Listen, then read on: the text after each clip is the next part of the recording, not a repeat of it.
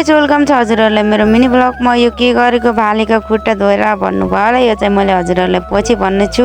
आज चाहिँ हाम्रो कुलाइन पूजा। पहिला चाहिँ घरमा पूजा गरेर अनि फेरि धुरी खाम्पामा भालेले मनसाएर हात खुट्टा धोइदिएर मनसाएर अनि त्यसपछि फेरि यता चाहिँ पूजा पाठ गरेर बल्ल थानातिर लाग्नुपर्छ। हामी चाहिँ लाग्यौं भाइमा अनि सानो भाइ भएर। हाम्रो चाहिँ परम्परादेखि बाबाजेका पुर्खादेखि चलिआएको यो कुल पूजा गर्न चाहिँ हामी लाग्यौं। खुकुरी धुपबत्ती अनि मस्ती तिनी सामानहरू लगेर यता भने बाबाहरूले थानमा चाहिँ त्यहाँ सफा गर्दै हुनुहुन्थ्यो। यता अङ्कल अनि यता चाहिँ हाम्रो यो दाउरे छ।